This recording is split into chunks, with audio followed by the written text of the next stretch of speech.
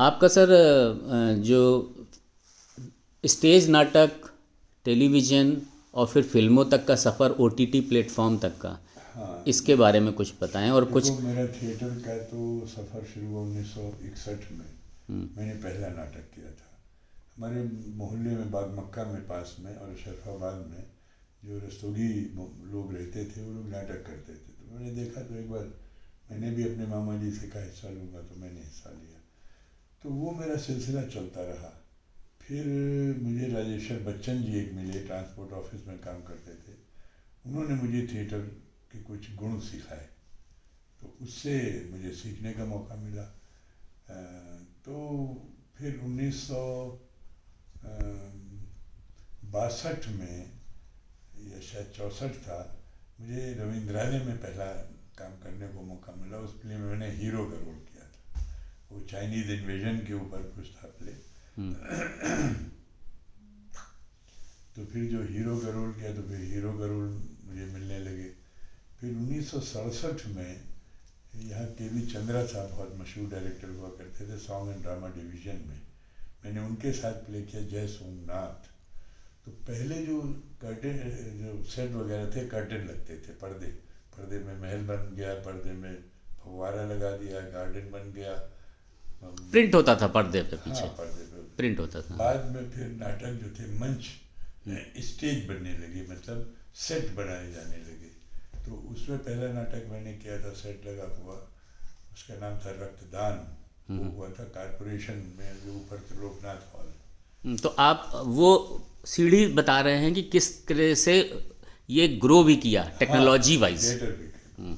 और 1967 की जो मैं बात कर रहा था, वो के वी चंद्रा साहब ने मुझे बुलाया, बच्चन जी ने मुझे भेजा था, मेरे गुरु जी ने।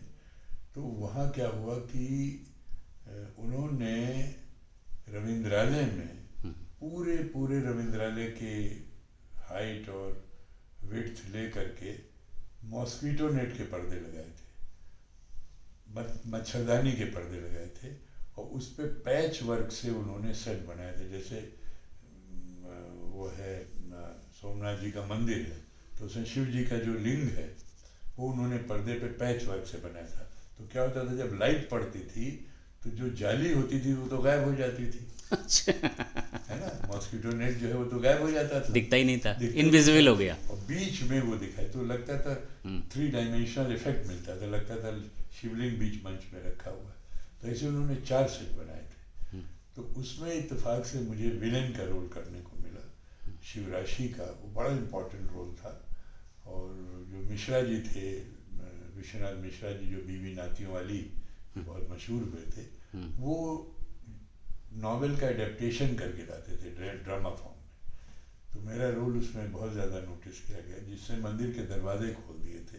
विक्षिप्त हो गया था वो चौला नर्तकी के प्यार में, वो उसको नर्तकी मिली नहीं, तो विक्षिप्त हो गया था, उसने दरवाजे खोल दिए। लेकिन ये सब तो मेरा चलता रहा। लेकिन असली जो मुझे थिएटर में जो मैंने काम किया वो था 1972 से, जब मुझे दर्पण में बुलाया गया। दर्पण बहुत मशहूर संस्था थी कानपुर की, और 1971 में लखनऊ में भी शुरू हो गई थी। तो उनके 2-3 नाटक हुए थे, मैंने देखे थे, बहुत स्टैंडर्ड के नाटक थे। और शहर के जितने बड़े बड़े नामी कलाकार थे सब उसमें काम कर रहे। तो 72 मुझे याद है, मैं अपनी नई सर टेलीविज़न का तब जमाना नहीं था, सोशल मीडिया था नहीं, तो लोग स्टेज प्रोग्राम उसमें ही जाते थे, पब्लिक वहीं जाती थी। रेडियो बहुत पॉपुलर। हाँ, रेडियो। मैं तुम्हें रेडियो का किस्सा बताऊंगा अभी। तो 72 में मैं दर्पण में आ गया।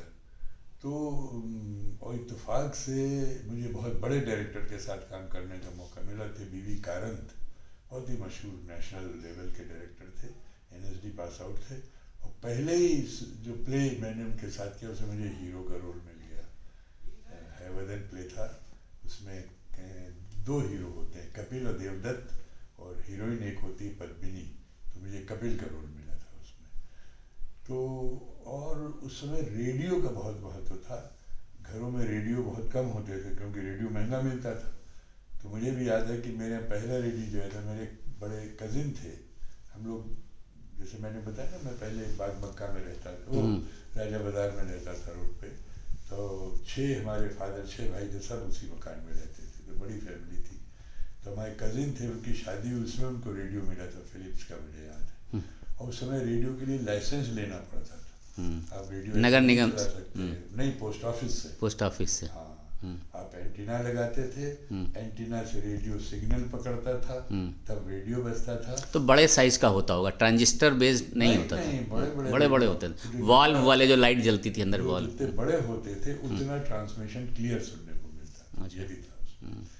तो खैर हमारे यहाँ फिलिप्स का आया था, उनको शादी में मिला था, तो हम लोग सुनते थे। तो उस समय रेडियो का इतना ग्लैमर था, जैसे मैं नाम सुनता था जयदेव शर्मा कमल प्रस्तुत करता, कभी नहीं सोचा था कि मुझे भी रेडियो पे कभी काम करने का मौका मिलेगा, टीवी में मिलेगा। तो एक बार वो हमारे कपड़े की दुकान पे आ गए कमल जी, तो मेरे बड़े भाई साहब ने इंट्रोड्यूस किया, उनको मालूम था कि मैं थिएटर करता हूँ। अरे तुम्हें मिलवाए को, अरे मेरी आंखें फटी की फटी रहेगी। मैंने कहा, मैं कमल जी मेरे सामने खड़े, जैसे कि कोई देवता मेरे सामने खड़े हुए, मैं उनको देख रहा हूँ। ये रेडियो का ऑरा था। तो उसी में जब मुझे बाला साहब मिले, मेरे दोस्त थे, जय सोमनाथ में ही मिले थे, उनसे मेरी फिर दोस्ती हो गई। तो कहले, यार तुम्हारी आवाज़ अच्छी, तुम रेडियो में क्यों नहीं जाते हो? अरे मैंने कहा, रेडियो में मुझे रेडियो में लिया जाएगा?